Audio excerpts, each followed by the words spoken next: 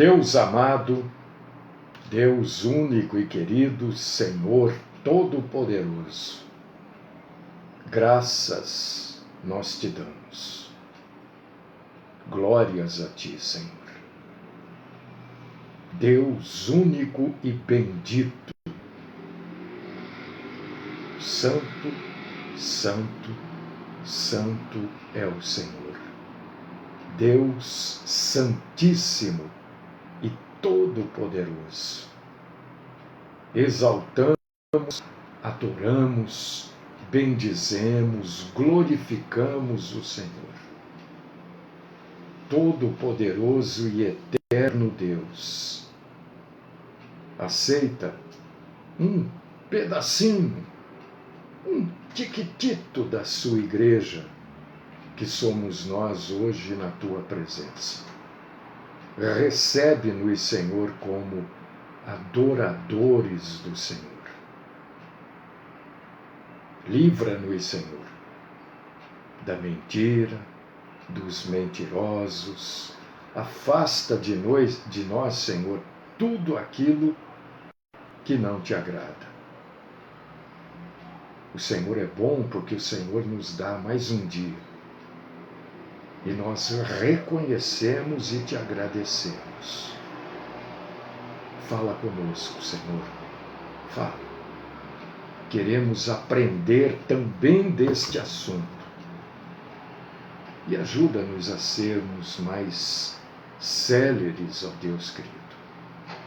Esta é minha oração, no santíssimo e poderoso nome do nosso Senhor e Salvador, Jesus Cristo. Amém.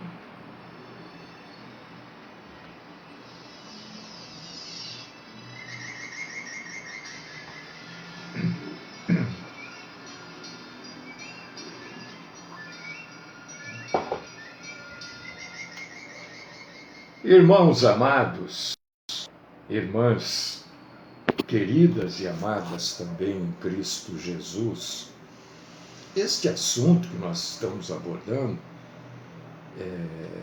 Satanás, os demônios, anjos caídos, não é para as pessoas terem medo.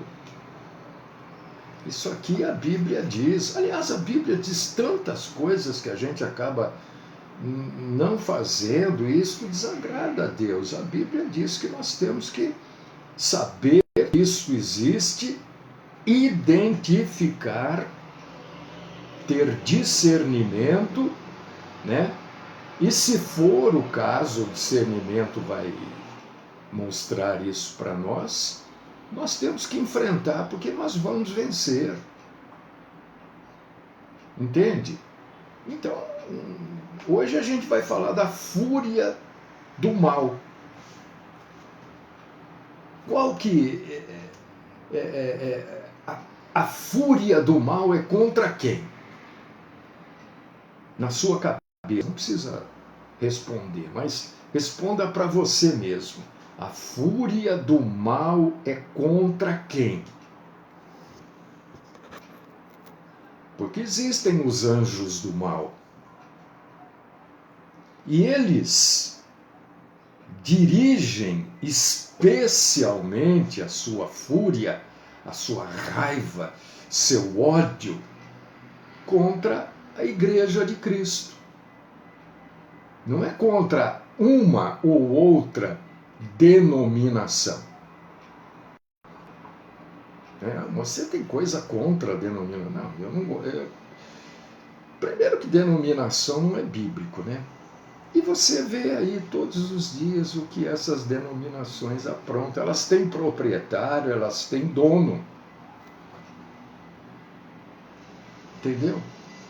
E a maioria delas não seguem a Bíblia. A maioria delas, todas as denominações, ou grande parte delas, a maior parte delas, é formada de dissensões de outras denominações. E a Bíblia é contra isso. Pronto. Né? Então, a fúria é contra a igreja. O mal se levanta especialmente contra a igreja de Cristo, procurando destruir a igreja. E, infelizmente, às vezes conseguem. Você pode ler a respeito disso que eu acabei de falar em Mateus capítulo 16, versículo 18.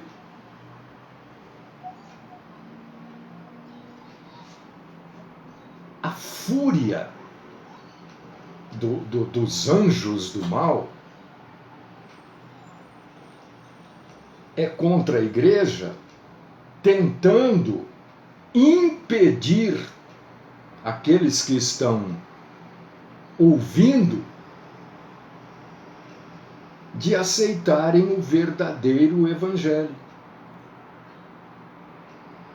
Começa a dar opções, ou para eles não aceitarem aquilo, ou para aceitarem um falso evangelho. Você lê isso em Lucas, capítulo 8, versículo 12. A fúria dos anjos malignos, dos demônios, está direcionada, tem como alvo, especialmente a igreja, espalhando ensinamentos errados, falsos ensinamentos, que a maioria prega, e a maioria daqueles que se auto-identificam cristãos, crentes, seguem. Se não esfriam. Já esfriou, né? Porque se frio. E você pode ler sobre isso também, irmão, irmã, em Mateus capítulo 13, versículo 25, 1 Timóteo capítulo 4, versículo 1.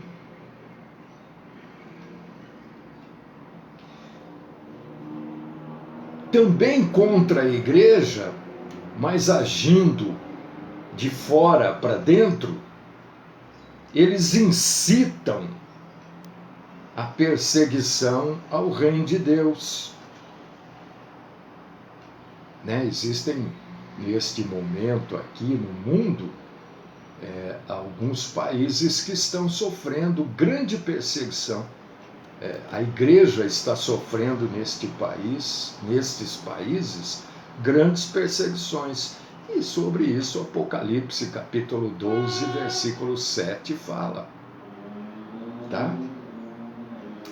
Deixa eu abrir um parênteses aqui para aqueles alertas, né? Que eu fico sabendo, tal. Então já vou alertando, porque daqui a pouquinho a internet está assim de coisa. Olha, eu não me lembro onde agora, que eu li a notícia muito rápido. Em algum lugar, a água ficou vermelha. Já estão falando que é Apocalipse, não é nada, ficou vermelha a água lá por causa de algas. Entendeu?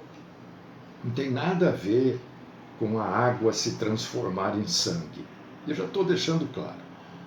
Tá? Isso é um fenômeno que acontece em qualquer lugar do mundo. Aqui no Brasil já aconteceu. Mas as pessoas começam a inventar coisas. Então não acredite. Porque tudo que eu souber que é mentira, e eu puder alertá-los, eu vou alertar. Né? Porque isso se espalha mesmo. Né? Então a fúria do mal é contra a igreja. E esta fúria é lançada pelos anjos caídos, os demônios. E onde é que esses anjos habitam? Onde é que eles ficam? Né? Eu não sei. Eu não sei como é que funciona o mundo espiritual. A gente imagina, né? Isso a gente cria na cabeça da gente, não sabemos. Mas aonde que eles se reúnem, aonde que eles discutem, aonde que Satanás dá as ordens, eu não sei como é que funciona isso, ninguém sabe. A gente imagina, né? Então, a gente chama esse lugar de aonde é que eles vivem, aonde que eles estão, aonde que eles se reúnem, a gente imagina. Vamos abrir a Bíblia, preste atenção nisso, senão você vai se confundir.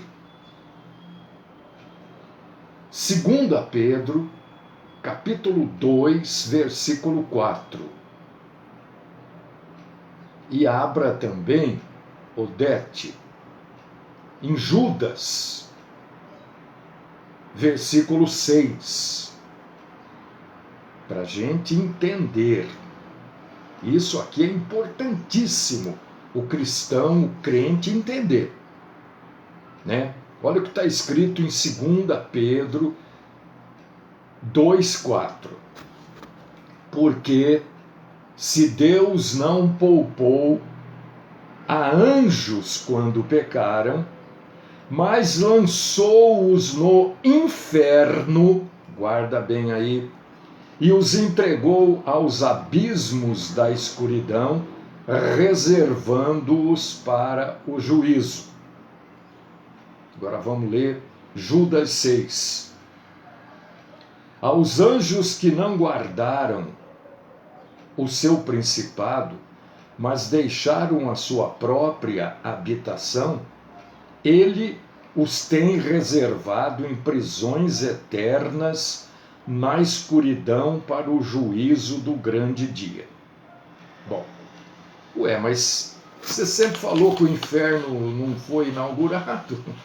Não, sempre falei e continuo falando. Mas está escrito aí, né? Então você está contra a Bíblia? Você está falando uma coisa que não está na Bíblia? Não. Não que eu não seja... não que eu seja perfeito. Não é isso que eu estou dizendo. Estou dizendo que a palavra inferno na Bíblia, ela tem vários significados. E o significado do termo inferno, ele é de acordo com o texto que ele é citado. Por quê? Você já sabe que a Bíblia foi escrita basicamente em 3 idiomas, em 3 línguas, vamos falar. E não é língua estranha. Aramaico, que é a língua que o nosso Senhor Jesus falava, hebraico e grego, certo? Então, aquilo que é traduzido num contexto e foi escrito no grego, está escrito Sheol. Às vezes é traduzido por inferno. Você vai achar lá no Salmo 9. Espera aí, irmão. Um instantinho que eu vou chegar lá. Sheol quer dizer o quê? O mundo dos mortos. Salmo 9, 17. Deuteronômio 32, 22. Depende do contexto. Hades é a forma grega para o hebraico Sheol. Você entendeu? Aquilo que está no grego Sheol, o hebraico traduz como Hades. E quer dizer o quê? Lugar das almas que partiram deste mundo. Você vai encontrar este exemplo em Mateus 11, 23, Lucas 10, 15 e Lucas 16, 23. Você vai encontrar Geena, que indica um lugar de suplício eterno. Mateus 5, 22 e Marcos 9, 43. Isso é bom você entender isso. Não precisa saber todos esses nomes, você precisa entender isso aqui. E como o irmão aqui colocou, né, é tártaro. Tártaro, aquilo que dá no dente. E tártaro, na verdade é tártarus, né? É o mais profundo do abismo e quer dizer um cárcere no suplício eterno. É como está nesta carta de Pedro aqui, em 2 Pedro 2,4, o termo usado lá, Pedro não escreveu, lançando-os no inferno. Pedro escreveu, lançando-os no Tártaros, no inferno. Traduziu. Mas significa o quê? Um abismo eterno, um abismo de trevas. É para este lugar, para o Tártaro, que os demônios não queriam ir e suplicaram ao nosso Senhor Jesus que os mandasse para a vara de porcos. É este lugar aí, o Tártaro, ou Tártaros, que esses demônios sabiam que se eles fossem mandados lá por Jesus, eles iam ficar por lá. Mas não quer dizer inferno, o inferno, o lago de fogo e enxofre de Apocalipse. Então os textos de Pedro, que eu indiquei aqui, 2 Pedro, capítulo 2, versículo 4, e Judas, versículo 6, não querem dizer o seguinte, que todos os anjos estão presos lá no Tártaro, ou Tártarus. Porque a Bíblia mesmo mostra, no seu contexto geral, que a maioria dos demônios, a maioria dos anjos caídos, estão soltos. Uma parte está lá no Tártaro, mas a maioria está solta, agindo contra a igreja, tendo a sua fúria contra a igreja. Isso a gente lê em Efésios 6,12. Em breve, presta atenção agora, em breve, todos eles, inclusive Satã, inclusive Satanás, o diabo, todos eles serão lançados e julgados e condenados para sempre, e irão para o inferno, lago de fogo e enxofre. Entendeu?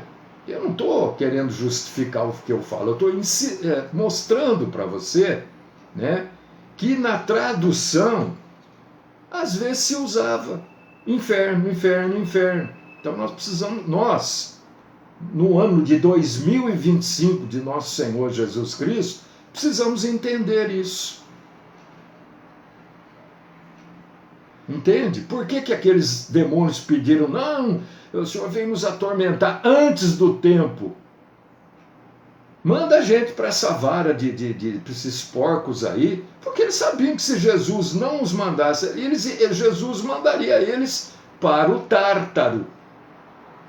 Está claro isso? Ou ficou dúvida? Porque é um assunto, às vezes, que estou correndo aqui, né? Como a gente não sabe, não adianta a pessoa vir falar, não, é assim, é essa. Ele vai falar o que é a opinião dele. Talvez a opinião dele seja a opinião certa, mas eu tenho que dizer aqui, nós não sabemos para cravar, né? A gente imagina em cima daquilo que a gente lê na Bíblia. Muito provavelmente, a maioria dos demônios, dos anjos caídos, a maioria habita nas regiões celestiais. Porque Efésios capítulo 2, versículo 3, fala isso quando diz: o príncipe das potestades do ar. É o que eles tinham. O ar são as regiões celestiais. A nossa luta não é contra a carne ou sangue, mas contra os príncipes do mundo das trevas, as hostes espirituais nas regiões celestes. Você está me entendendo? Eu não posso chegar aqui e falar, não, eles estão aí não sei aonde. Não posso falar. Então eu estou dizendo, olha, se alguém quiser falar, que fale. Eu estou dizendo assim, provavelmente eles vivem aí, nas regiões celestes, aonde a gente não vê, o nosso olho carnal, nosso olho humano não consegue ver. Está claro isso também ou não? Se você for ler Lucas capítulo 11, versículos 24 ao 26, você vai ler também isso que eu acabei de falar. Entendeu? Eles ficam vagando e falam em lugares áridos. É o que ele viu. Uma região que ele não identificou como a Terra. Entende? Tá claro, isso não quer dizer que... Não estou dizendo que pode ser... eles habitam outro planeta. Não. É nas regiões celestes. Aonde? Não sei. Regiões celestes. Tá? Eles estão aí. Vamos tratar assim do jeito que... Não vamos além e nem aquém. Vamos ficar no que a Bíblia diz. Eles estão nos ares. Procurando quem? A próxima vítima. Quando a gente lê na Bíblia principado, potestade, forças espirituais, eles estão nessas regiões celestiais para cumprir aquilo que lhes foi ordenado, que lhes resta também, que são as responsabilidades infernais. Olha, usando o termo inferno aqui, ó, tá vendo? É assim. Eu estou usando aqui hoje, você imagina lá na época que foi escrito isso. Então nós precisamos ter esse entendimento hoje. Outro dia eu estava vendo alguma coisa no Instagram e a pessoa dizia, não, tinha lá no comentário, porque eu gosto de ler os comentários, Não, você não deve julgar, não sei o quê. Sabe, as pessoas, elas foram ensinadas e mal ensinadas. A gente já falou várias vezes a respeito dessa passagem bíblica. Não julgar. Por que Jesus falou isso? Agora, a mesma Bíblia que diz que você não pode julgar, é a mesma Bíblia que vai dizer para você... Abre aí. Então a gente precisa julgar, sim, todas as coisas. Aliás, a Bíblia diz assim, Não me lembro onde. Julgai os espíritos, acho que em João. Julgai os espíritos para ver se provém de Deus. Como é que eu não vou julgar? Você está mandando até eu julgar os espíritos? 1 Coríntios capítulo 6, versículos 2 e 3. Então, entenda isso. Nós temos obrigação de julgar as coisas, de saber se isso é certo, se isso é errado, se isso é correto. Não pode. Vamos ver se não pode. Quem está falando que não pode? Não pode por quê? Ah, não pode porque aqui a gente não aceita. Bom, você não aceitar não quer dizer que não pode. Quer dizer que não pode aqui. Porque olha, o que está escrito em 1 Coríntios, capítulo 6, versículos 2 e 3. Olha só, gente. Não pode esquecer, sabe? Não esquece do que você já leu, do que você está lendo e que você vai ler ainda coisas na Bíblia.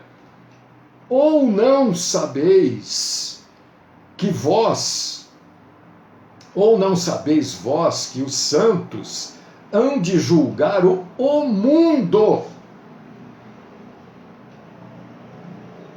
Você acha que Jesus se enganou lá quando ele falou que não pode julgar? Não, nós precisamos entender o contexto do que ele está falando. Não é? Porque, olha, está dizendo aqui que nós os santos, não são os santos, santo isso, santo aquilo, não. Os santos são aqueles que estão dentro da igreja de Cristo. Nós vamos julgar o mundo. Ora, se o mundo há de ser julgado por vós, sois porventura indignos de julgar as coisas mínimas? O que está se referindo aqui às coisas mínimas? São as coisas deste mundo aqui. Se a gente não for capaz de ver alguma coisa, lembrar daquilo que está na Bíblia e dizer, não, isso aqui não é correto. Se a gente não é capaz disso, que cristão nós somos então? Então nós não somos santos, nós não estamos preparados para. Não sabeis vós que havemos de julgar os anjos? Está vendo, irmão, irmã? 1 Coríntios 6, 2 e 3. A gente ouve, né? E aí aquela senhora, moça, não sei, escreveu lá. Não devemos julgar. Claro que devemos julgar, é óbvio que devemos julgar. O que eu não posso fazer é julgar os outros quando eu cometo aquilo também. O sujeito é ladrão, rouba, né? Teve um figurão aí, empresário aí que foi preso agora de manhã. Não sei se vocês já viram.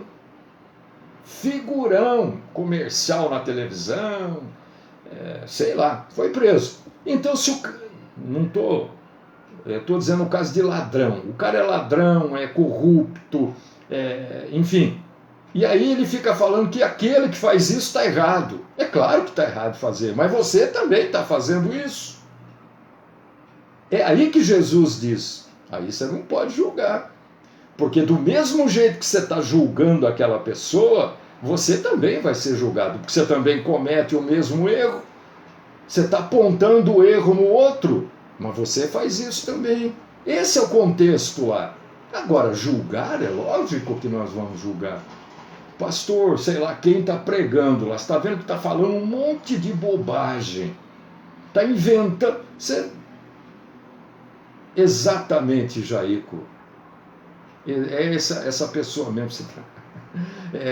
É do ramo dos remédios aí, isso aí mesmo. Né? Para ele não tem remédio. Mas, sei lá, né? Nesse país aqui para tudo tem remédio, né? Só não tem remédio. Bom, vamos seguir.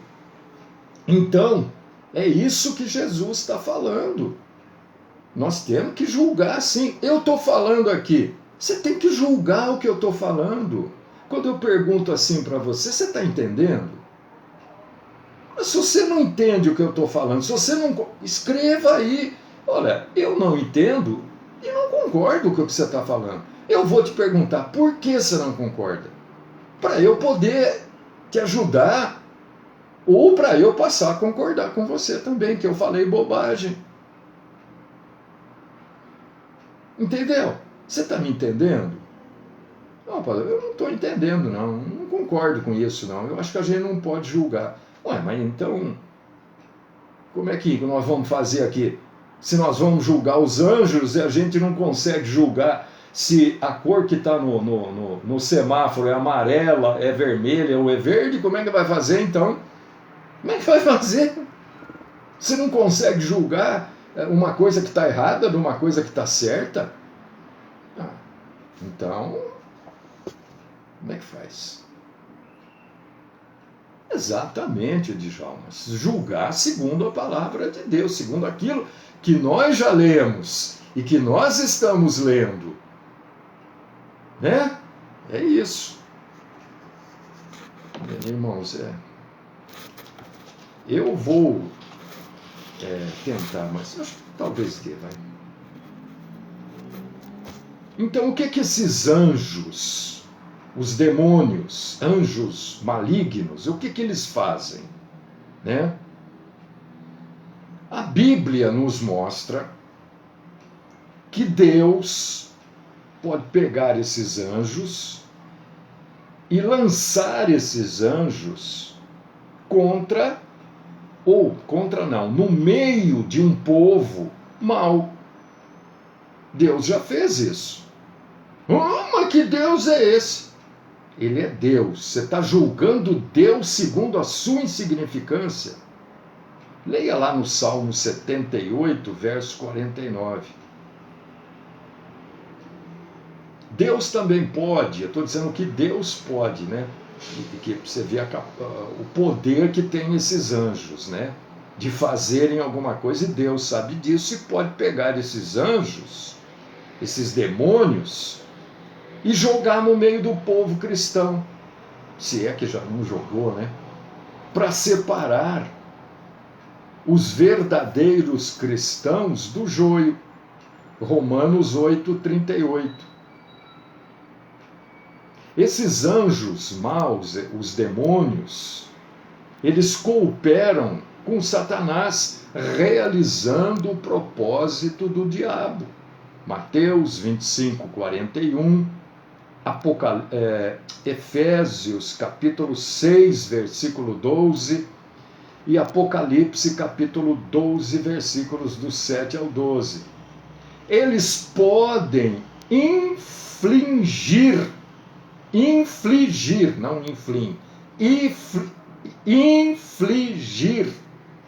colocar doenças, enfermidades nas pessoas.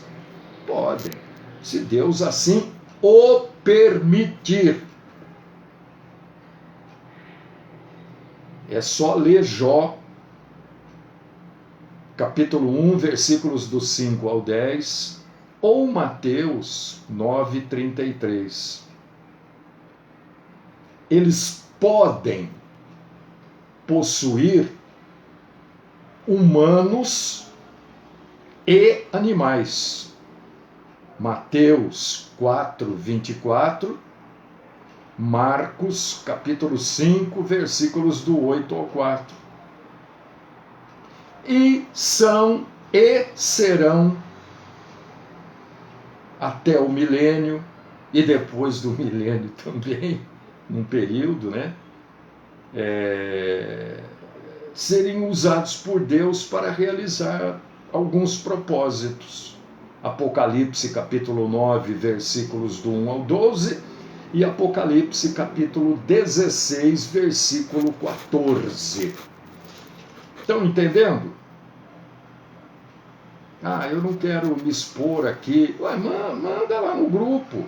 Não quero mandar no... Manda no particular a sua pergunta, a sua questão, a sua dúvida, a sua discordância. Você não é obrigado a concordar comigo. E qual a autoridade que nós temos? Por que a gente não pode ter medo? A maioria das pessoas tem medo. Mas a gente não pode ter medo. Aliás, o medo só nos atrapalha, irmãos. Corajoso, presta atenção. Isso aí você precisa entender. Não existe pessoa no mundo que não tenha medo. Não existe. Todo mundo tem medo. Isso faz parte daquilo que Deus colocou na gente. É a preservação da vida. Então, o corajoso, na verdade, é aquele que enfrenta o medo. Ele tem medo, mas ele sabe que precisa enfrentar aquilo. E este é o corajoso. Entendeu? E este é o corajoso. Então não vê que você não tem medo de nada. Que conversa, claro que tem. Todo mundo tem medo. É um sentimento humano o medo. Agora o corajoso vai lá e enfrenta o medo. Né? E nós temos que enfrentar. Se isso acontecer, verifique se é verdade mesmo, né? Porque a gente não ignora as maquinações do diabo, né? Como está lá em 2 Coríntios 2:11. E para a gente enfrentar isso, como é que faz? Simples. Não vamos ficar criando história. A Bíblia ensina aqui, rapidinho. Tiago 4:7. Sujeitai-vos, pois, a Deus, resisti ao diabo e ele vai fugir de você. 1 João 4:4. Filhinhos, vós sois de Deus e já os tendes vencido, porque maior é aquele que está em vós do que aquele que está no mundo. Isso você tem que estar na tua cabeça. Atos capítulo 16, versículo 18. Mas Paulo, perturbado, voltou-se e... Olha aqui, acabei de falar do corajoso e do medo. Paulo, perturbado com o que estava acontecendo. Que negócio é esse? Voltou-se e disse ao Espírito: eu te ordeno em nome de Jesus Cristo que saia dele, ou melhor, dela. E na mesma hora saiu. Atos 16, 18. Encerrando, graças a Deus. Um cristão cheio do Espírito Santo e da palavra de Deus vence qualquer demônio. Por isso, queridíssimo irmão e queridíssima irmã, em Cristo Jesus, se você aceita um conselho meu, é que você cresça todos os dias na graça e no conhecimento do nosso Senhor Jesus Cristo. Fique em paz, que o Senhor é contigo, é comigo, é conosco.